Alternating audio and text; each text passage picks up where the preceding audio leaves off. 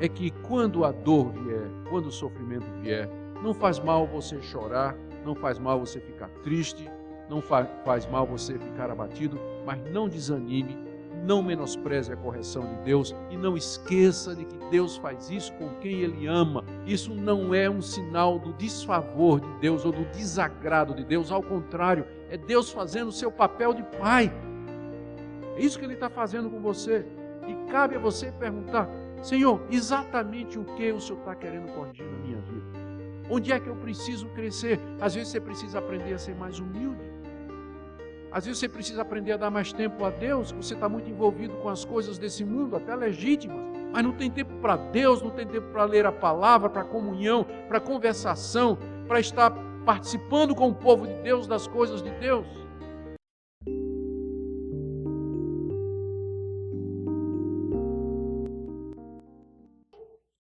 Em primeiro lugar, então, os 5 esclarecimentos a respeito do sofrimento que o nosso autor coloca. O primeiro deles é que ainda não estava tão ruim quanto poderia ser. Eles estavam querendo desanimar, mas ainda não tinha ficado tão ruim quanto poderia. Poderia ficar muito pior. Verso 4. Ora, na vossa luta contra o pecado, ainda não tendes resistido até o sangue. Eles estavam engajados numa luta e o adversário era o pecado. E embora o nosso autor aqui não mencione um pecado específico, é evidente pelo contexto que o pecado contra o qual eles estavam lutando era o pecado da incredulidade, da apostasia, do desânimo e de voltar atrás na fé em Jesus Cristo. E era uma luta intensa. A palavra que é usada aqui para luta, na vossa luta, é a mesma palavra grega, é a mesma raiz grega de onde vem a nossa palavra agonia.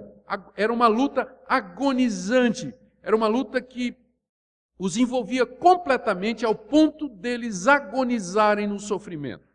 Só que apesar de ser uma luta intensa e agonizante, ela ainda não havia chegado, como diz o nosso autor, ao ponto do sangue. Eles eram como lutadores de luta livre que estavam resistindo, apanhando de um adversário maior, mas ainda não tinham sangrado. A luta, mas ainda não tinham sangrado. Quer dizer, podia ficar muito pior. Quem já assistiu essas lutas livres aí sabe que numa certa altura o sangue começa a correr mesmo. Eles estavam na luta contra o pecado, mas ainda o sangue não tinha corrido. Ou seja, podia ficar pior. Não é tão ruim como parece. E essa é uma palavra boa para quem está sofrendo. Porque às vezes quem está sofrendo acha: eu nunca sofri tanto. Não pode ficar pior do que isso. Ninguém está sofrendo como eu. Nada, diz o autor de Hebreus. Eu não estou vendo nem o sangue correr do nariz ainda. Vocês não estão nem sangrando ainda. E quando ele diz isso, imediatamente nós lembramos dos outros lutadores que já foram mencionados. No capítulo 11, ele menciona heróis da fé, pessoas que também haviam lutado contra o pecado e dado testemunho de Cristo. E olha o que ele diz a partir do verso 35. Mulheres receberam pela ressurreição seus mortos, alguns foram torturados, não aceitando o seu resgate para obter superior ressurreição, outros passaram pela prova de escárnios, açoites, algemas, prisões, verso 37, foram apedrejados, provados, cerrados no meio, mortos ao fio da espada, andaram peregrinos pelo mundo, nas cavernas. Ora, diz o escritor de Hebreus, vocês não chegaram nem perto dos heróis da fé ainda. Na luta de vocês contra o pecado, vocês não chegaram nem ao sangue. E um pouquinho antes ele tinha dito, olhem para Jesus, capítulo 2, 12, versos 2 e 3. Olhem firmemente para Jesus, o qual, em troca da alegria que estava proposta, suportou a cruz e sangrou ali. Então tem 2 exemplos de sangue, de pessoas que lutaram até o sangue para fazer a vontade de Deus. Eles não tinham chegado ainda nesse ponto. Então está aqui a primeira explicação que ele dá a respeito do sofrimento. É que sempre pode ser pior. Não pense que não pode. Então é como se ele dissesse, para de reclamar. Você ainda não está sangrando, não estou vendo ainda o sangue descendo, como poderia acontecer. Lembra de Jesus que sangrou. Lembra de outros que sangraram. Mas, embora a sua luta seja intensa, uma agonia, ela não chegou ao ponto do sangue ainda. Ela não chegou ao ponto do sangue ainda. Portanto, ainda não é a hora de desistir. Ainda não é hora de jogar a toalha, mas de perseverar. A segunda explicação que ele dá a respeito do sofrimento é que os sofrimentos devem ser vistos como essa disciplina paternal de Deus. Versos 5 e 6. Estais esquecidos da exortação que, como a filhos, discorre convosco, filho meu, não menosprezes a correção que vem do Senhor, nem desmais quando por ele és reprovado, porque o Senhor corrige a quem ama e açoita todo filho que recebe. Isso aqui está escrito em Provérbios 3, de 11 a 12. Como judeus, os leitores da carta conheciam bem o Antigo Testamento e conheciam bem o livro de Provérbios, e particularmente essa passagem, que é citada muitas vezes no Novo Testamento. Esse capítulo de Provérbios que é citado muitas vezes no Novo Testamento.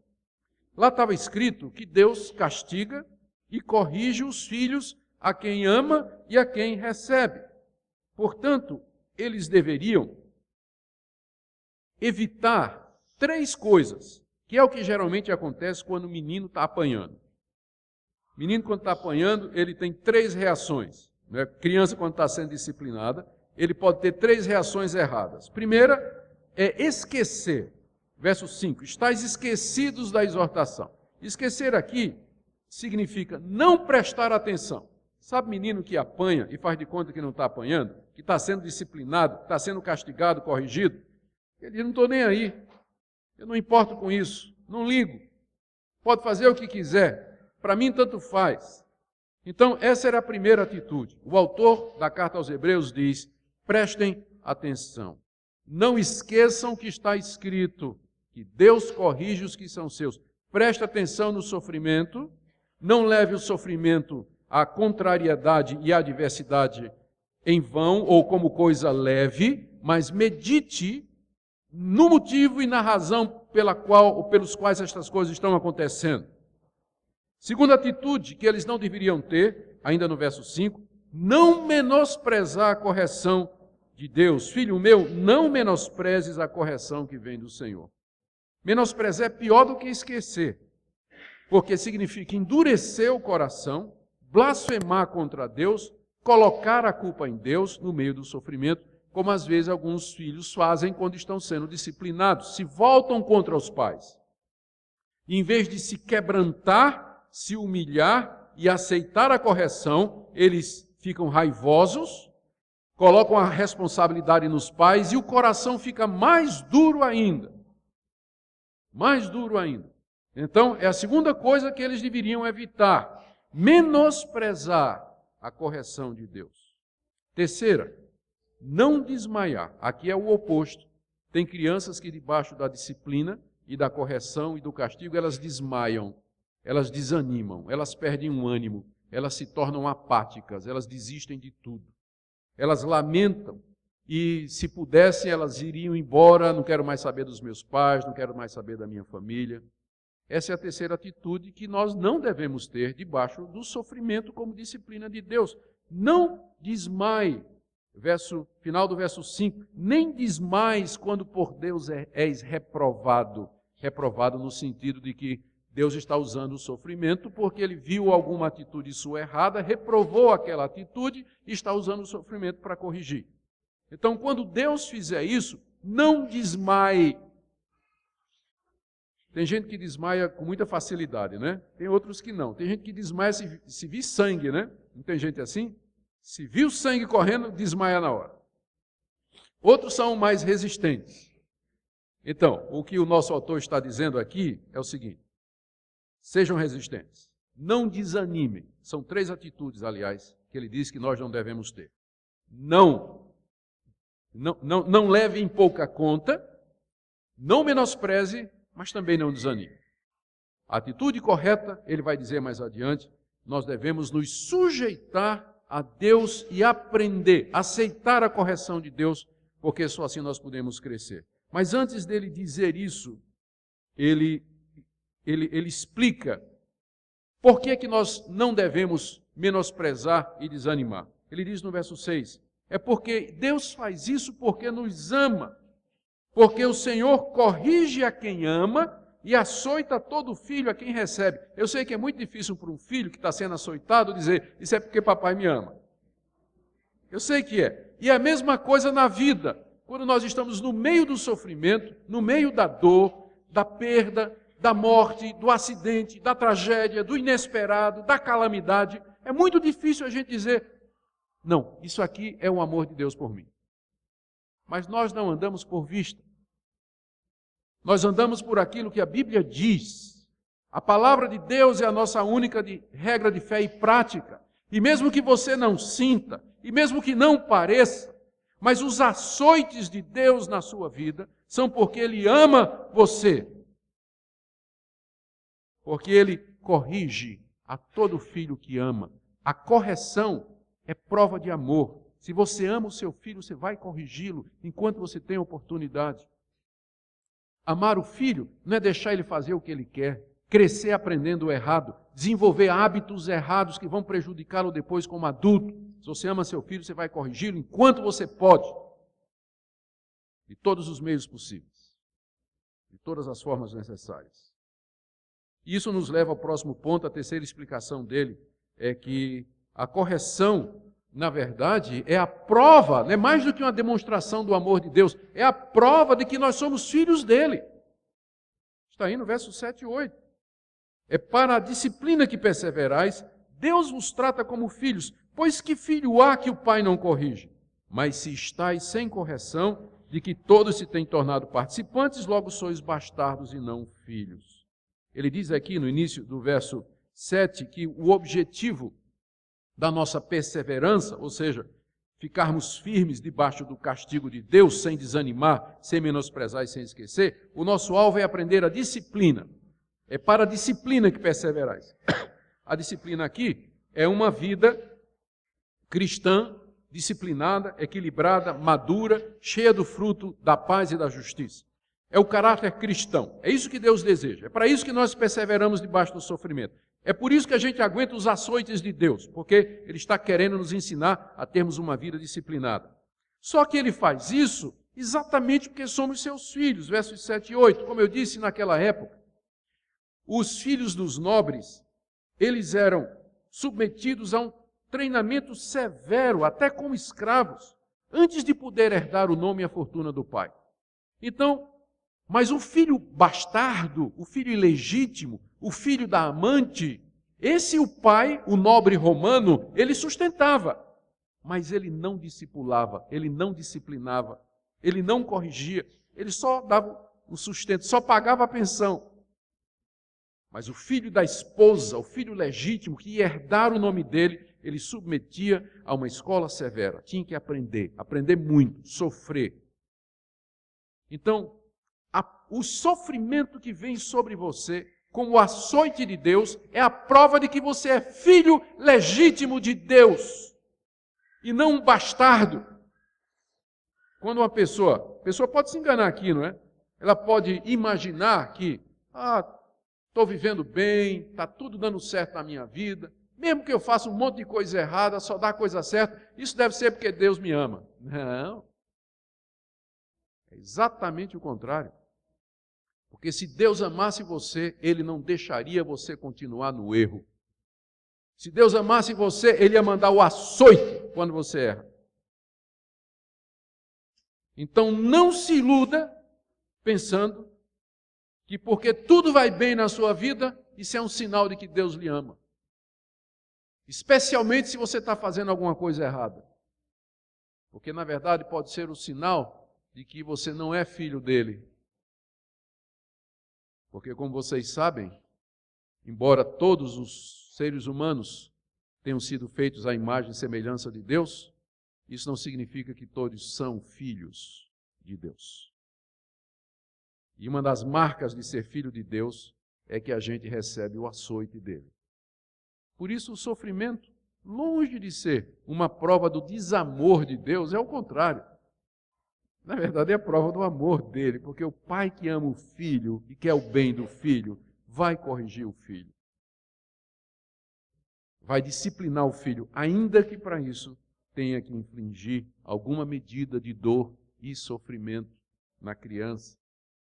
Essa é a prova de que somos filhos de Deus, é a terceira explicação que o nosso autor está dando. A quarta é que para que essa disciplina funcione, produza efeito, é preciso que nós nos sujeitemos a Deus. E aqui ele faz uma comparação entre os pais terrenos e a nossa sujeição a eles, e a Deus como Pai espiritual e a nossa submissão a Ele, versos 9 e 10. Além disso, tínhamos os nossos pais segundo a carne, que nos corrigiam e os respeitávamos. Não havemos de estar em muito maior submissão ao Pai espiritual e então viveremos? Pois eles nos corrigiam por pouco tempo, segundo melhor lhes parecia. Deus, porém, nos disciplina para aproveitamento, a fim de sermos participantes na sua santidade. Ele está fazendo uma comparação aqui que fazia perfeito sentido naquela época, eu já disse. Ele diz assim, olha, nós tínhamos os nossos pais, segundo a carne, que nos corrigiam. Naquela época isso é verdade. Infelizmente hoje, como eu já disse, nem sempre acontece, pai não corrige filho. E ele diz, e nós os respeitávamos. Também era verdade naquela época que os filhos respeitavam os pais. Hoje em dia é muito difícil encontrar um filho que mostre de fato respeito aos seus pais. Acato. Honra. Você vê muita rebeldia, rebelião, desprezo, tratamento indigno do pai, da mãe. Mas como eu disse, a Bíblia, que é a nossa regra de fé e prática, de acordo com ela, compete ao pai corrigir o filho e compete ao filho se sujeitar ao pai. E é partindo desse paradigma que ele faz a comparação ou paralelo com a correção que vem de Deus. Ele diz assim, os nossos pais nos disciplinavam por pouco tempo, é só o tempo da nossa vida, faziam isso conforme achavam correto, portanto, eram limitados, e visavam somente corrigir falhas e defeitos presentes. Em contraste, Deus é o nosso Pai espiritual, Ele não é o Pai carnal, mas o Pai espiritual, que sabe todas as coisas. Ele nos disciplina aqui para que nós sejamos participantes na eternidade da sua santidade. Esse é o alvo dele. Portanto, aí vem a pergunta, que está no verso 9. Não haveremos de estar em muito maior submissão ao Pai espiritual? Se nós, como filhos, nos sujeitávamos a papai e mamãe quando nos corrigiam, acatávamos, nos quebrantávamos e obedecíamos quando éramos crianças, muito mais então não deveríamos nós nos sujeitar, nos humilhar diante de Deus quando Ele nos corrige com o açoite da dor e do sofrimento e dizer, Senhor, corrige a minha vida, aqui estou eu diante de Ti, eu quero mudar, eu sei que isso está acontecendo para o meu bem, por favor me ensina. Esse é um argumento muito forte, mas que pressupõe esse paradigma de que pais corrigem seus filhos e que os filhos se humilham diante da correção do pai para obedecer e fazer o que é certo. E, queridos, preste atenção no que ele diz aqui. O objetivo de Deus, final do verso 10, é que nós sejamos participantes da sua santidade. O nosso Deus é santo. O nosso Deus ama a pureza. O nosso Deus é reto, justo e verdadeiro. A santidade de Deus fala da sua glória, da sua beleza, da pureza de Deus. E Ele quer que nós participemos dessa qualidade dEle. Esse é um dos atributos transferíveis de Deus, a santidade. Tem coisas de Deus que Ele não pode transferir. Onipotência, onisciência, onipresença, eternidade, infinitude, isso Deus não transfere para as suas criaturas, mas tem outras coisas em Deus que Ele transmite, que Ele transfere, e uma delas é santidade. Deus quer que nós sejamos participantes da sua santidade. Nós nunca seremos igual a Deus, mas nós podemos participar da santidade dEle. Isso começa aqui. Enquanto nós estamos aqui, os açoites de Deus é para isso. Aprenda a ser santo, aprenda a fazer o que eu gosto, diz Deus, e deixe de fazer o que eu não gosto. Ande no meu caminho, obedeça às minhas leis, ande no Espírito, ame a meu Filho Jesus.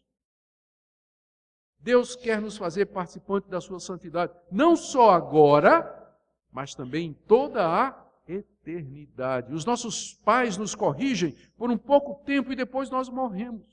Eles morrem e nós morremos. Mas a correção de Deus, diz aqui, redunda em vida. Final do verso 9. Havemos de estar em muito maior submissão ao Pai espiritual, e então viveremos. E não viveremos de qualquer maneira. Viveremos como participantes da sua santidade. É isso que é a glória, é isso que é o céu. É isso que nós almejamos, ser santos como Deus é. Isso um dia irá acontecer, mas Deus está nos preparando para isso. Está nos disciplinando e nos corrigindo para isso. A última explicação que ele dá aqui, queridos, a respeito da natureza do sofrimento, é que o resultado final compensa. Verso 11. Toda disciplina com efeito, no momento, não parece ser motivo de alegria, mas de tristeza. Ao depois, entretanto, produz fruto pacífico aos que têm sido por ela exercitados, fruto de justiça. Ou seja, no momento presente, a disciplina de Deus não parece de fato ser um motivo de alegria. Eu não me lembro, disciplinando os meus 4 filhos, de nenhum deles que ficava alegre no momento em que a gente tinha que sublinhar alguma verdade que tinha sido esquecida ou desobedecida. O que tinha era choro, o que tinha era o rostinho triste, né? Nariz sungando, né? Lágrimas escorrendo, era isso que tinha. Então, no momento, não parecia motivo de tristeza. Mas eu não sei quantos de vocês, pais, se recordam que depois da disciplina aplicada, como a criança se alegrava. Quando passava aquele momento e ela aceitava, ela se sentia livre, ela se sentia feliz, abraçava a gente, beijava a gente, dizia o quanto nos amava. Eu tenho certeza que todo pai e toda mãe que corrigiu o seu filho da maneira correta percebeu isso.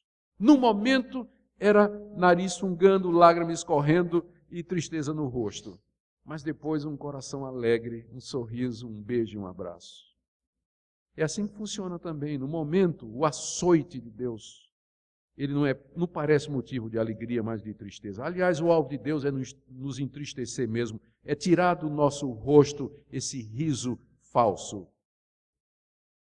E dizer, não está na hora de você estar rindo. Você tem que chorar pelos seus pecados. Você tem que se entristecer pelo que você fez. Então a disciplina produz essa tristeza segundo Deus. E depois ela vai produzir, ainda verso 11, o fruto pacífico de justiça aos que têm sido exercitados pela disciplina. Aos que têm sido trabalhados pela disciplina. Os que se submetem e acatam, depois vão colher o resultado, que é o fruto da justiça e da paz. Esse é um fruto difícil de obter, não é? Paz e justiça, santidade, tudo isso é coisa que Deus quer operar em nossa vida. Mas essas coisas, elas não vêm somente indo à igreja, escutando sermões, lendo bons livros, fazendo a hora devocional, tudo isso ajuda. Essas coisas só acontecem na escola da vida. É claro, não estou dizendo só na escola da vida, no sentido de que Deus só usa isso. Mas Deus toma isso que nós aprendemos, por exemplo, aqui hoje, e na próxima vez que você estiver sofrendo, Deus vai dizer, lembra o que você escutou? É isso aqui que está acontecendo. É na vida diária que Deus nos ensina, pela dor, pelo sofrimento, pela tristeza, pela perda. E o objetivo em tudo isso, que o nosso autor deseja que os seus leitores estejam cientes, é porque Deus nos ama e Ele visa o fim maior. Não tem jeito. Deus tem que cortar aqui, emendar ali, costurar acolá, para nos fazer semelhantes a seu Filho, para que nós sejamos participantes da sua santidade. Hoje à noite eu termino o sermão, porque ele acabou ficando muito longo, não é? E eu não quero aqui ser disciplinado pelo pastor por estourar o tempo da escola dominical. Hoje à noite nós continuaremos a segunda parte, mas deixe-me concluir com isso. Nós seríamos mais felizes, nós seríamos crentes melhores se nós usássemos o sofrimento que nos acontece, a perda, a contrariedade, como instrumento de Deus para nos corrigir. E a orientação que eu daria a nós, a você, no dia de hoje, nessa manhã, é que quando a dor vier, quando o sofrimento vier, não faz mal você chorar, não faz mal você ficar triste, não faz mal você ficar abatido, mas não desanime, não menospreze a correção de Deus e não esqueça de que Deus faz isso com quem Ele ama. Isso não é um sinal do desfavor de Deus ou do desagrado de Deus, ao contrário, é Deus fazendo o seu papel de pai. É isso que Ele está fazendo com você. E cabe a você perguntar: Senhor, exatamente o que o Senhor está querendo corrigir na minha vida? Onde é que eu preciso crescer? Às vezes você precisa aprender a ser mais humilde. Às vezes você precisa aprender a dar mais tempo a Deus, que você está muito envolvido com as coisas desse mundo, até legítimas, mas não tem tempo para Deus, não tem tempo para ler a palavra, para comunhão, para conversação, para estar participando com o povo de Deus das coisas de Deus. Às vezes você está num relacionamento que não é bom para você. E Deus vem em cima. Se Ele ama você, Ele vem em cima. Cedo ou tarde Ele virá. E quando Ele vier, se submeta a Ele. Diga: sim, Senhor, obrigado, porque o Senhor me corrigiu. Obrigado que o Senhor me fez ver uma coisa que eu não estava vendo. Obrigado que o Senhor me dá a chance de eu crescer e de mudar. Que Deus abençoe a sua vida, meu irmão, minha irmã. E a última palavra é: hoje é o Dia das Mães, não é? E é claro, nós temos, e eu quero fazer duas aplicações. A primeira dela para as mães. Eu creio que está muito claro, embora o pai tenha sido o objeto principal do texto, a importância da disciplina do filho. A importância de corrigir o seu filho. E a segunda aplicação aqui é para os filhos. Eu espero que vocês tenham compreendido a importância de seus pais. Embora a mãe não seja mencionada, ela está incluída aqui. A responsabilidade deles, portanto, quando papai e mamãe corrigem, quando papai e mamãe diz não, não vai, coloca de castigo ou qualquer outra medida mais séria, é apenas dizendo: eu amo você tanto que eu não vou deixar você fazer o que você quer. Eu te amo tanto que eu vou negar o teu desejo, para o teu bem, porque eu sei melhor, porque eu já vivi mais, porque eu conheço o mundo no qual você está apenas começando a se aventurar. E que no Dia das Mães, então, hoje, você se lembre disso. E diga assim: mamãe, eu estou te dando um beijo, um abraço, não estou pedindo para você me dar uma surra, mas eu quero dizer que eu quero acatar a orientação que você e papai me derem para que eu possa ser melhor e servir a Deus. Amém? A Escritura nos ensina em Hebreus 12:5: E já não esqueçais a exortação que, como a filhos, vos é dirigida. Filho meu, não menosprezes a correção que vem do Senhor, nem desmaies, quando por ele fores repreendido. Porque o Senhor corrige a quem ama e açoita a todo filho a quem recebe. Aqui encontramos uma verdade poderosa: a correção de Deus é uma expressão de amor. É a maneira que Ele escolhe para nos orientar, moldar o nosso caráter e nos ajudar a ir pelo caminho da justiça. Muitas vezes, as dificuldades e as provações que enfrentamos podem parecer severas ou injustas. Todavia, devemos lembrar que o propósito da disciplina divina não é a punição, mas a edificação. Assim como um pai ou mãe corrige seu filho para que este cresça e se torne um adulto responsável, Deus faz o mesmo conosco. É um ato de amor e cuidado, mesmo que, a princípio, não possamos entender. O livro de Provérbios nos traz uma orientação sábia sobre a disciplina. Em Provérbios 3:11, lemos: Filho meu, não rejeites a correção do Senhor, nem te enojes da sua repreensão, porque o Senhor repreende aquele a quem ama, assim como o pai ao filho a quem quer bem. Nesses versos, somos advertidos a não desprezar a correção de Deus. Devemos ter um coração receptivo às suas instruções, mesmo quando isso requer um ajuste em nossas vidas. Vale ressaltar que o processo de correção pode ser desconfortável. Em Salmos 119:67, o salmista revela uma importante reflexão. Antes de ser afligido, andava perdido, mas agora guardo a tua palavra. Às vezes, as dificuldades e a correção vêm para nos trazer de volta ao caminho certo, para que possamos buscar a verdade e a sabedoria que encontramos em Deus. É um lembrete de que, em nossa fraqueza, Precisamos depender dele e nos submeter à sua vontade. Quando experimentamos a correção divina, é essencial que estejamos atentos para não reagir de maneira negativa. Em vez de nos revoltar ou sentir que Deus é injusto, devemos examinar nosso coração e buscar entender o que Ele está nos ensinando. A disciplina pode ser um convite à reflexão e à mudança. A disposição de aprender e de se adaptar é fundamental para crescermos na fé.